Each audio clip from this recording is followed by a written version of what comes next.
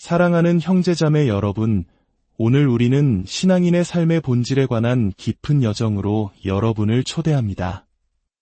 이 메시지가 여러분의 마음에 깊은 울림을 주고 하나님의 은혜를 나누는 통로가 되기를 소망하신다면 이 내용을 주변의 소중한 분들과 함께 나누어 주십시오.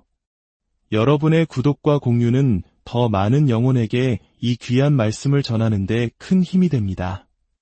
주님의 평화가 여러분과 함께하기를 기원합니다.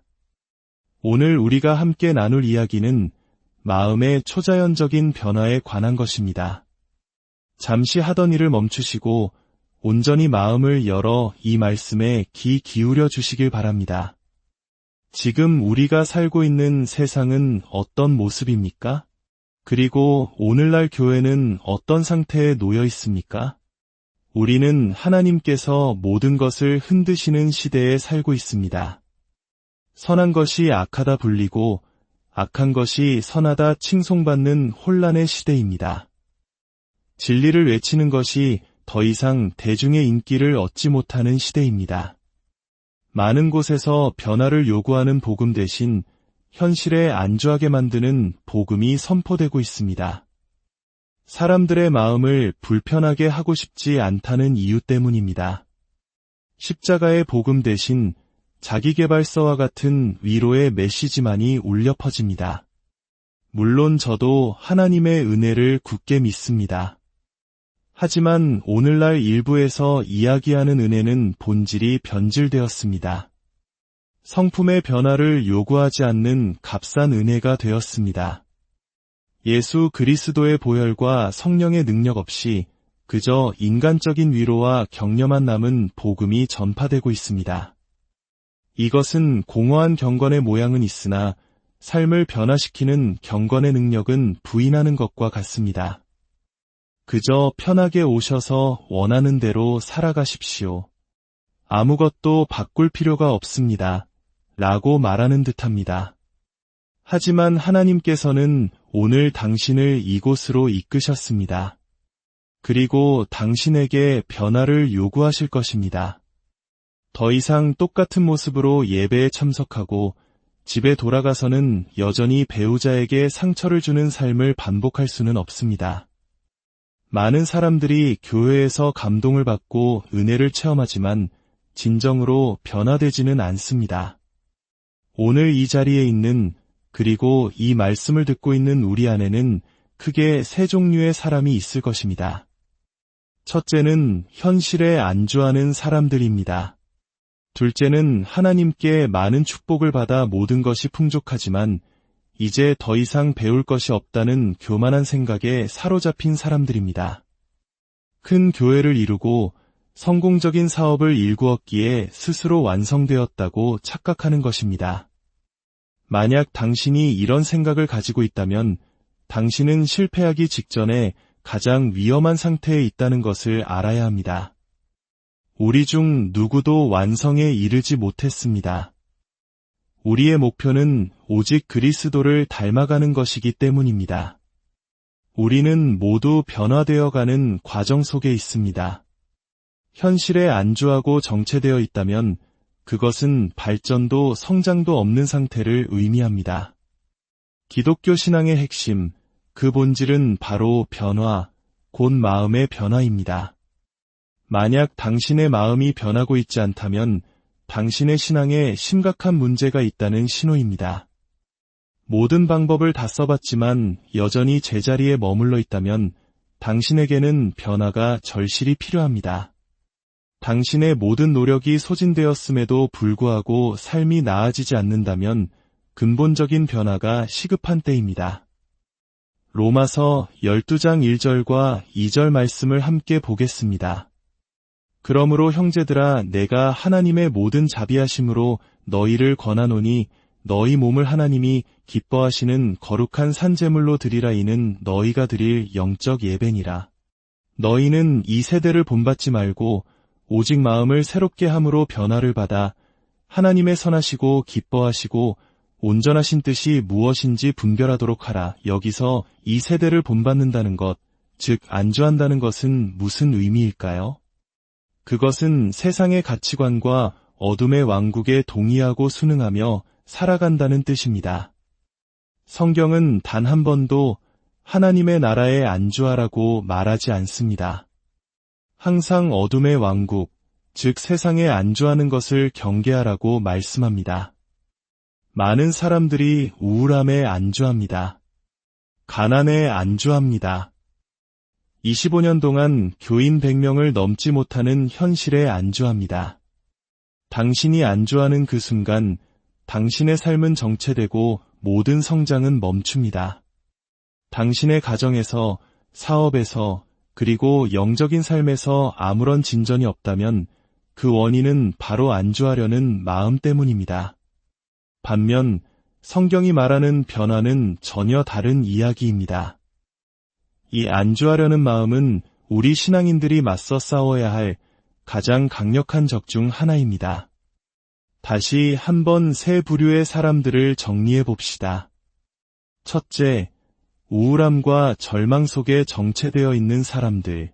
둘째, 많은 축복을 받았지만 더 이상 하나님의 인도하심이 필요 없다고 생각하는 사람들. 셋째, 매일매일 변화되고 성장하며 하나님을 더욱더 갈망하는 사람들. 당신이 현실에 안주하고 있다면 그것은 당신이 더 이상 변화되기를 멈췄다는 증거입니다. 변화의 다른 말은 성장입니다. 나는 괜찮아, 바뀔 필요 없어 라고 말하는 사람들이 많습니다. 하지만 제자리에 머물러 있는 것, 안주하는 것에는 반드시 그 대가가 따릅니다. 첫째, 당신이 안주할 때 당신의 육신은 하나님보다 더 실제적인 현실이 됩니다. 둘째, 당신은 영적으로 정체됩니다. 셋째, 당신은 그리스도를 만나기 이전의 옛 삶으로 돌아가게 됩니다.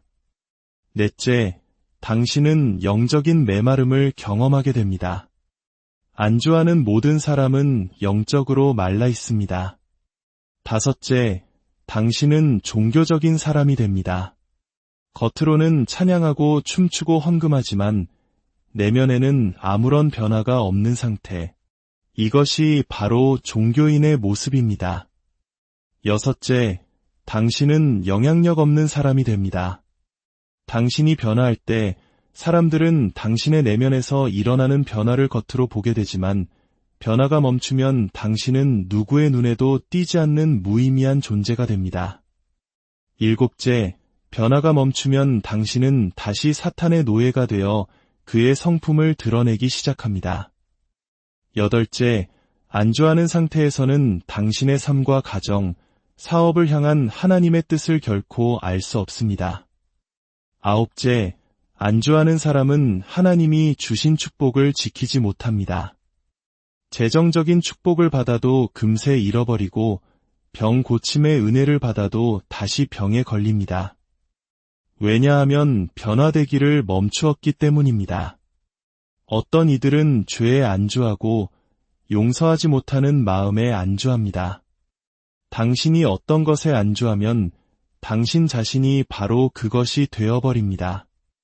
이전에는 용서하지 못하는 마음을 가졌지만 이제는 당신 자신이 걸어다니는 용서하지 못함 그 자체가 되는 것입니다.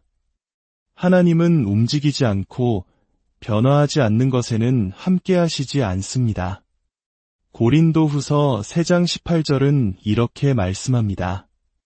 우리가 다 수건을 벗은 얼굴로 거울을 보는 것 같이 주의 영광을 보매 그와 같은 형상으로 변화하여 영광에서 영광에 이르니 곧 주의 영으로 말미암음이니라. 보십시오. 성경은 어둠에 안주하여 라고 말하지 않습니다. 우리는 예수 그리스도의 형상을 닮아 변화되는 존재입니다. 이 변화는 단 한 번으로 끝나는 것이 아닙니다. 말씀은 영광에서 영광으로 변화되어 간다고 말합니다. 이것은 현재 진행형입니다. 변화라는 단어의 헬라어 원어는 메타모르포인데 이는 다른 형태로 바뀌다라는 뜻을 가집니다. 마치 애벌레가 아름다운 나비로 변하는 것과 같습니다. 모든 변화의 목적은 예수 그리스도를 닮아가는 것입니다. 변화라는 단어에서 트렌즈는 이동 중이라는 의미를 담고 있습니다. 그렇습니다. 당신은 지금 이동 중에 있습니다. 아직 하나님께서 계획하신 최종 목적지에 도달하지 않았습니다. 많은 사람들이 당신의 현재 모습만 보고 무시할지 모르지만 그들은 당신이 지금 변화의 과정 속에 있다는 사실을 알지 못합니다. 진정한 변화란 무엇일까요? 변화는 우리를 그리스도와 같이 성숙하게 만드는 과정입니다. 이것은 단 한 번의 사건이 아닙니다. 저는 그리스도를 영접했을 때 변화되었습니다. 라고 말하는 분들이 있을 겁니다. 맞습니다. 그것이 당신의 첫 번째 변화였습니다. 하지만 그것이 마지막이어서는 안 됩니다. 작년의 당신과 지금의 당신은 달라야 합니다. 오늘 이 말씀을 듣기 전에 당신과 들은 후의 당신은 달라야 합니다. 변화는 즉각적이면서도 지속적이고 점진적입니다. 세상의 가치관에 안주하는 것에도 과정이 필요하듯 하나님의 형상으로 변화되는 것에도 과정이 필요합니다. 그렇다면 이 모든 변화의 목적은 무엇일까요? 바로 우리의 마음을 바꾸는 것입니다. 당신의 삶에는 변화가 필요한 영역들이 있습니다. 마음은 우리의 내면, 즉 영이 거하는 곳이며 하나님의 임재가 머무는 장소입니다. 우리는 이 땅에 있는 하나님의 보좌입니다. 하나님은 하늘과 당신의 마음, 두 곳의 보좌를 가지고 계십니다. 당신 마음의 상태가 바로 당신 삶의 상태를 결정합니다. 만약 당신의 삶이 불만족스럽다면 삶을 탓하지 마십시오. 당신의 마음을 바꾸십시오. 하나님께서 우리의 마음을 변화시키려는 이유는 무엇일까요? 첫째, 하나님이 당신의 삶의 온전한 실제가 되시기 위함입니다. 둘째, 당신이 하나님의 능력과 나라와 영광을 담는 그릇이 되게 하기 위함입니다. 셋째, 궁극적으로 당신이 예수 그리스도의 형상을 담게 하기 위함입니다. 자, 이제 가장 중요한 질문입니다. 무엇이 우리 마음의 변화를 일으킬까요? 무엇이 우리를 변화하게 만드는 원동력일까요? 모든 변화는 두 가지 원천에서 비롯됩니다. 저는 예수님의 삶을 통해 그 답을 찾아보려 합니다. 우리 모두는 본받을 대상을 찾습니다. 예수 그리스도보다 더 완벽한 모델은 없습니다. 마태복음 4장을 보면 예수님께서 나사렛을 떠나 가버나움에 가서 사역을 시작하시는 장면이 나옵니다. 그런데 그 전에 누가복음 3장 21절을 보면 예수님께서 요단강에서 세례를 받으시는 장면이 나옵니다. 예수님은 죄가 없으신데 왜 변화가 필요하셨을까요? 요단강으로 가셨을까요? 예수님은 30년 동안 평범한 삶을 사셨습니다. 회당에 가시고 율법을 배우셨습니다. 그러나 그 당시의 종교 시스템 안에서는 그 어떤 생명력도, 능력도, 기적도 찾아볼 수 없었습니다. 사람들은 병든 채로 왔다가 병든 채로 돌아갔고, 고통 속에 왔다가 고통 속에 돌아갔습니다. 어느 날 예수님은 마음의 깊은 좌절감을 느끼셨을 것입니다. 이것이 전부일 리가 없다. 하나님은 이것보다 훨씬 더 위대하시다. 바로 이것입니다. 모든 진정한 변화는 현재 상태에 대한 영적인 좌절감과 불만족에서 시작됩니다. 당신의 마음속에 있는 그 불만족은 하나님께서 직접 심어주신 것일 수 있습니다. 왜냐하면 하나님께서는 당신을 더 높은 차원으로 이끌기 원하시기 때문입니다. 당신이 아직 보지 못한 하나님의 능력이 있고 경험하지 못한 그분의 영광이 있습니다. 하나님 안에는 언제나 더 많은 것이 있습니다. 하나님, 저는 종교가 아니라 진짜 하나님을 원합니다. 형식이 아니라 실제를 원합니다. 제 삶에, 가정에, 교회의 진정한 변화를 원합니다. 이러한 영적인 갈망과 좌절감이 예수님을 요단강으로 이끌었습니다. 요단강은 예언적으로 자아의 죽음을 상징하는 장소입니다. 예수님은 죄가 없으셨기에 죄의 본성을 죽일 필요는 없으셨습니다. 그분은 하나님으로서의 자신을 죽여야 했습니다. 즉, 자신의 신적인 능력을 사용하고 싶은 유혹을 내려놓고 오직 성령의 능력으로 기름 부음받은 한 인간으로서 사역을 감당하기로 결단하신 것입니다. 그분이 요단강에서 자신을 부인하고 하나님께 온전히 순종했을 때 하늘이 열리고 성령이 비둘기같이 임했으며 너는 내 사랑하는 아들이라 내가 너를 기뻐하노라는 하나님의 음성이 들렸습니다. 당신이 당신의 과거를 용서하지 못하는 마음을 당신의 자아를 하나님 앞에 내려놓는 바로 그곳에서 하나님은 당신에게 능력을 부어주실 것입니다. 예수님을 요단강으로 이끈 두 번째 원동력은 하나님을 향한 더 큰 갈망과 목마름이었습니다. 그는 종교에 대한 좌절감과 동시에 하나님을 향한 뜨거운 갈증을 가지고 있었습니다. 많은 이들이 하나님께 축복을 받으면 안주해버립니다. 더 이상 갈망하지 않습니다. 그러나 변화를 멈추는 순간 당신은 퇴보하기 시작합니다. 하나님은 당신에게 더 많은 것을 주기 원하십니다. 당신 안에 더 많은 것에 대한 갈망과 계시가 있어야 합니다.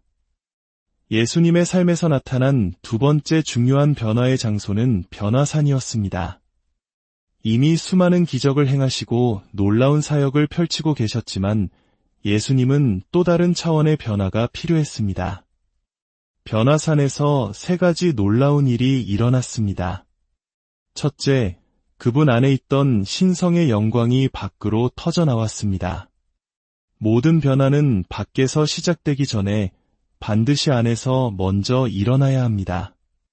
둘째, 하나님 아버지께서 다시 한번 이는 내 사랑하는 아들이요 내 기뻐하는 자니 너희는 그의 말을 들으라고 말씀하시며 그의 정체성을 확증해 주셨습니다. 당신의 삶에 급진적인 변화가 일어날 때 사람들은 당신을 보며 저 사람은 진정한 하나님의 자녀다 라고 말하게 될 것입니다. 셋째, 그 변화는 제자들이 목격할 수 있을 만큼 강력하고 명백했습니다. 로마서 8장 19절은 피조물이 하나님의 아들들이 나타나기를 고대한다고 말합니다. 세상은 하나님의 영광을 지닌 그분의 자녀들이 나타나기를 기다리고 있습니다. 하나님은 지금 이 땅을 자신의 영광으로 채울 아들들을 변화시키고 계십니다. 마지막으로 예수님께서 변화를 겪으신 곳은 겟세마네 동산입니다. 그곳은 극심한 압박과 고통의 장소였습니다.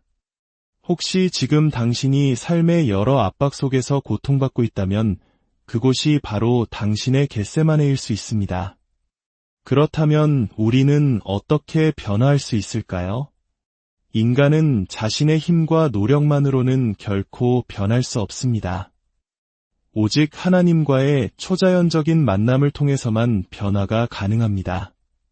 그 만남이 우리의 마음에 깊은 충격을 주고 그 충격이 마음을 변화시키는 것입니다.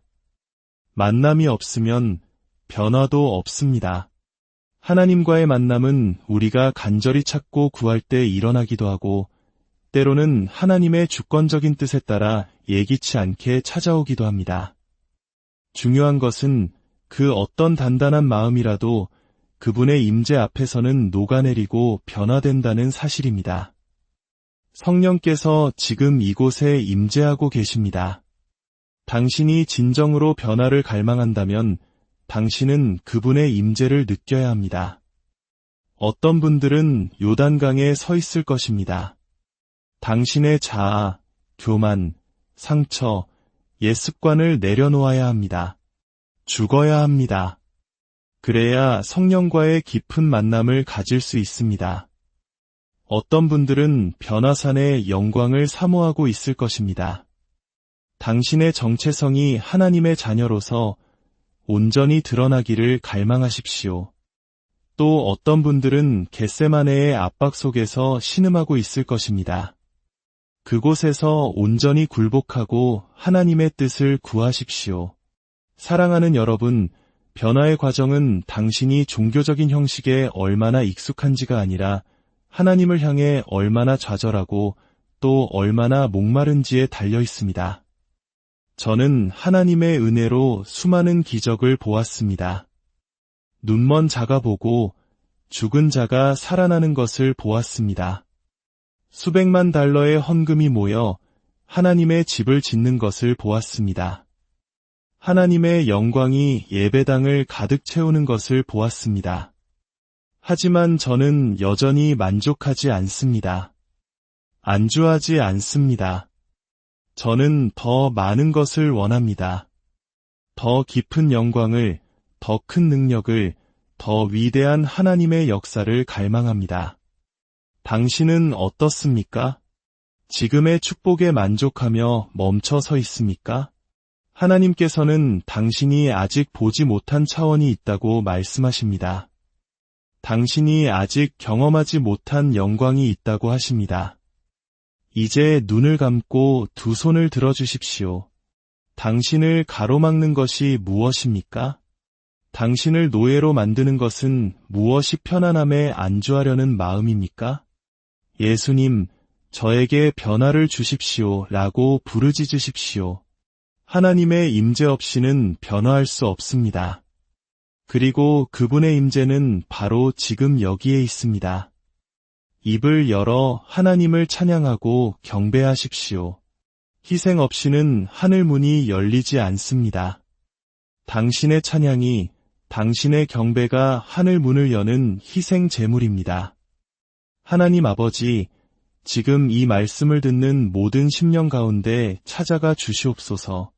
굳은 마음을 제하시고 부드러운 마음을 주시옵소서. 세상에 안주하려는 우리의 옛사람을 십자가에 못 박고 오직 주님의 형상을 닮아 영광에서 영광으로 나아가는 새로운 피조물이 되게 하여 주시옵소서. 우리 각 사람에게 초자연적인 만남을 허락하사 우리의 삶이 이전과는 완전히 다른 하나님의 능력과 영광을 드러내는 삶이 되게 하여 주옵소서. 모든 두려움과 불안, 상처와 용서하지 못하는 마음을 내려놓고 오직 주님만 신뢰하며 변화의 여정을 걸어가게 하옵소서. 오늘 이 말씀을 듣는 모든 분들의 삶 가운데 가정과 일터와 섬기는 모든 곳 위에 하나님의 놀라운 변화의 역사가 시작되기를 우리 주 예수 그리스도의 이름으로 간절히 기도합니다.